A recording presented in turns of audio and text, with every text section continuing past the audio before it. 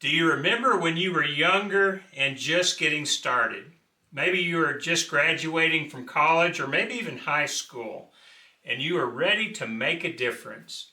I imagine if you polled half of the college graduates, that's what they would say. They didn't know exactly what they wanted to do, but they wanted to make a difference. Especially true of teachers. Whenever you're looking at a group of teaching students, so many of them are getting into it because they see young kids or maybe teenagers and they want to help them in some way. It hadn't been too many years since they've been in their position, and they really admired some of the teachers and coaches and certainly their parents who were so encouraging to them, and that's what they want to do. They want to make a difference. Others are involved in the medical field or other areas of importance, and that's what they're wanting to do. And a lot of them have big dreams and big ideals. They might want to come out of school and at some point be able to find a cure for cancer. Or maybe they want to take care of the problem of poverty and help people with that. Or maybe they want to solve the problem of world hunger. Whatever it is, they've got big goals, big plans. They want to make a difference. They're eager to do so. But then something happens.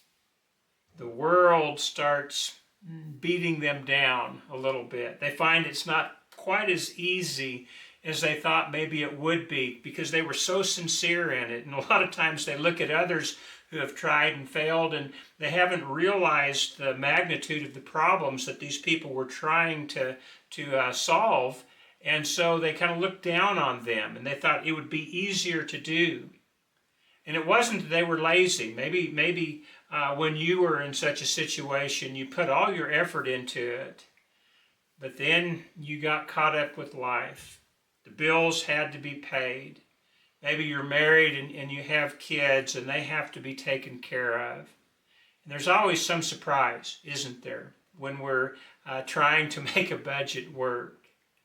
And then you have all the problems at the job. You have people who are not quite as eager to do the work as you feel that they should be. Maybe there's competition within that. And after a while, you just kind of get to the point where you are beaten down and you feel like you're just running a big rat race and you're just scrambling after the scraps with the other rats in life's maze. And you lose sight of your dreams to make a difference. What's the solution? Well, Jesus gave the solution some 2,000 years ago. Here's what he said in Matthew chapter 10 and verse 42. He said, if anyone gives a cup of cold water to one of these little ones, I tell you the truth, he certainly will not lose his reward. Was that it? Just give a drink of water to a thirsty child? Well, I believe you'll find that Jesus was talking about something more significant than this, but it was certainly an avenue in which we are alert to other people's needs. And it may be something as simple as giving a thirsty child water, but I think it's something more. If you grew up during my era or an era similar to it with a similar set of parents, then you know that when you were running the neighborhood, every house had a garden hose in the front. And anytime you were thirsty, you could stop at that garden hose and get you a nice, refreshing drink of water. You let the hot water run out of the hose first, but that water tasted so good when you were thirsty.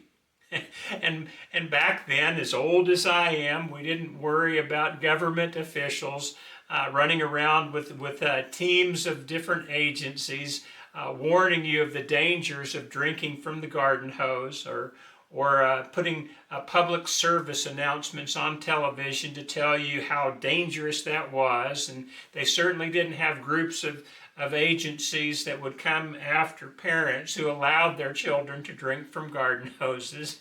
They just drank from the garden hose and they weren't thirsty anymore.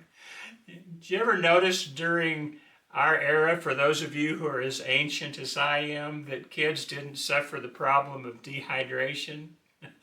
Well, as I tell my grandson sometimes, I digress. what is Jesus talking about? And I think it's just this. When you see somebody that has a need, and you can help with it, no matter how small or insignificant it may seem to you, help them out. And by doing so, you're going to make their day all that much better.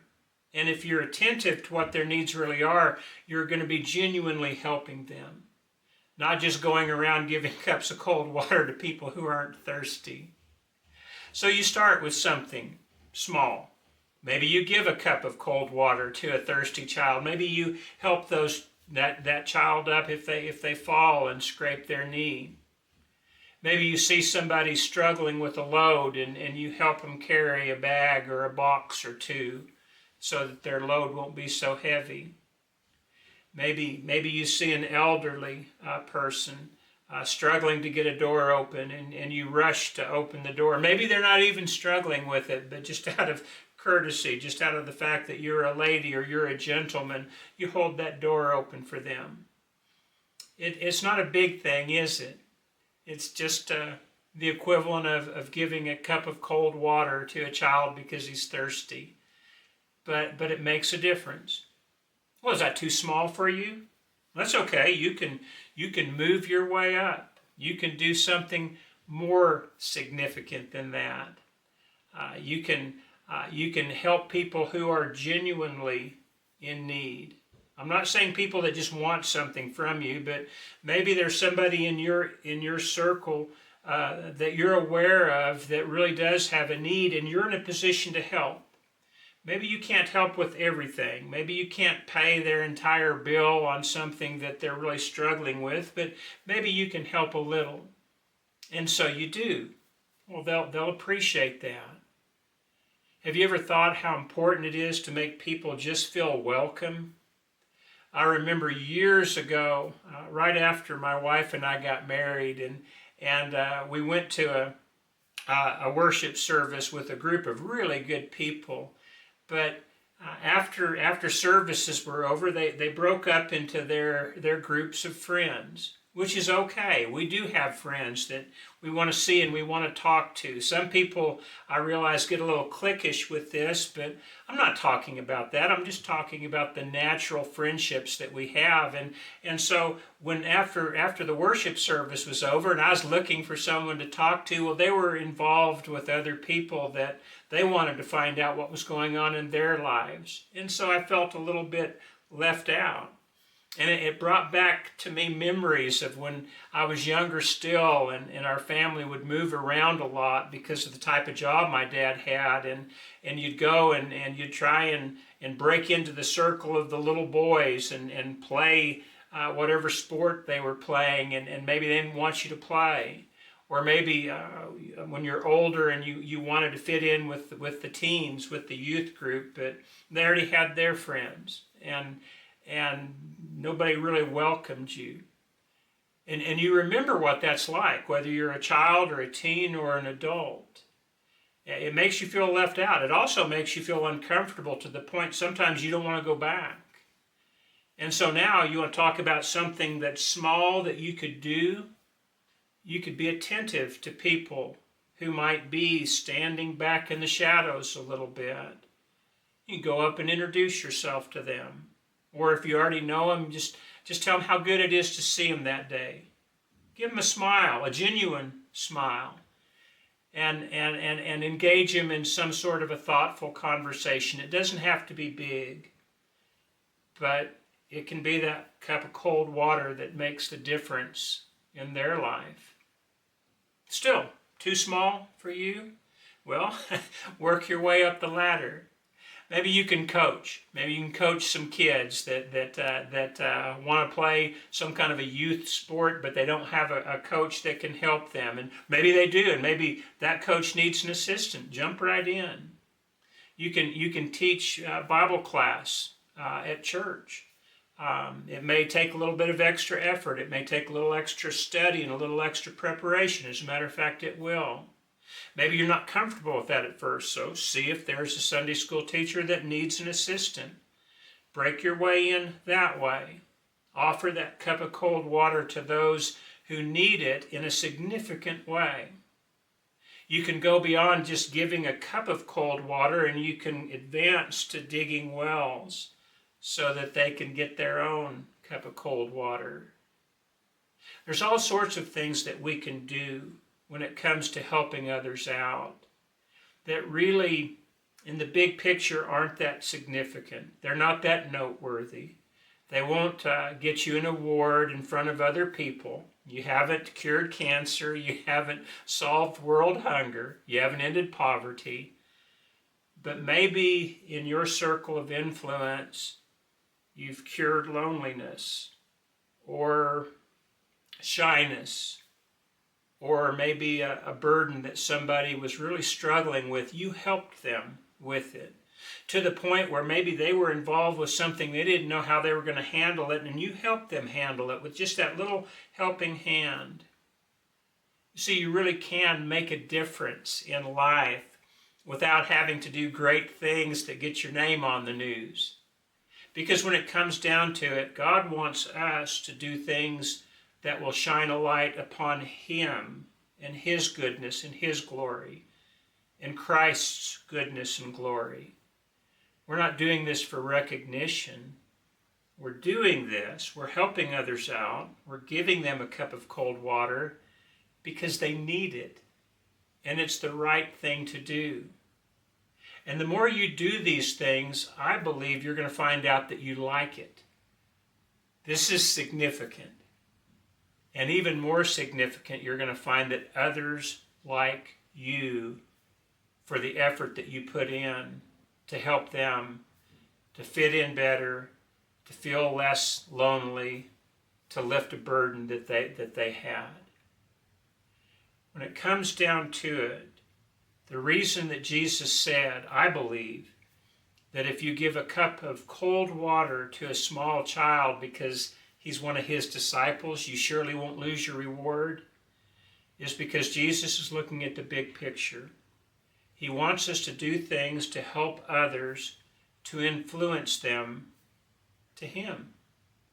You don't have to go out and knock doors and invite people to worship or invite people to a Bible study. That's okay, and it has its place if that's something that you feel comfortable in doing.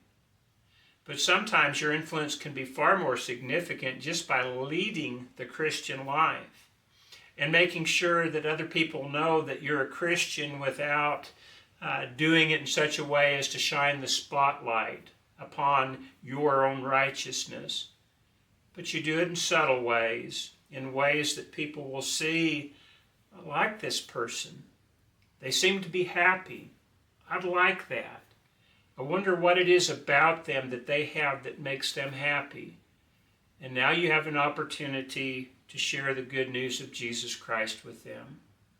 Some of these things take a while. Some of these things take a lot of cups of cold water being given to other people in order to get them to that point. Sometimes we're more apt, instead of to give someone a cup of cold water, we're more apt to throw that cup of cold water in their face and dash whatever hopes and enthusiasms they may have had. We need to be cautious not to do that. We need to be considerate enough when we do offer that cup of water to someone who's thirsty to make sure that it is cold, that it's refreshing, and that it's not some pitiful, lukewarm offering that's really not going to help them in any way, but will rather make them inclined to think you're just doing the bare minimum to get rid of them. We want to do our best to help others. There's going to be a judgment someday. We want to be able to go before God on Judgment Day, despite our many failures, with the hope of hearing, well done, good and faithful servant. And we're going to be so much more likely to hear that if we have spent a significant portion of our life handing out cups of cold water to those who are thirsty. Not because we're trying to earn a reward, but because it's the right thing to do. Are you helping others? Are you overwhelmed by the idea of trying to start something big? Why not start with something small? Why not start with a cup of cold water to a little one who really is thirsty, and work your way up from there. Well, that's the message for today. I hope it's something that will give you something to consider and think about. If you have other thoughts, share them with me in the comments. Not only do I like to see that, and it gives me ideas for future videos, and also ideas if I'm on the wrong track, but it will also help this channel get around to more people.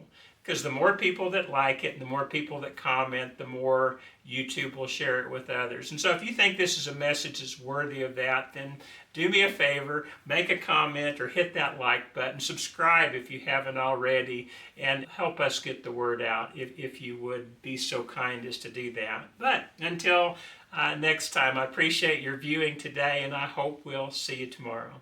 God bless.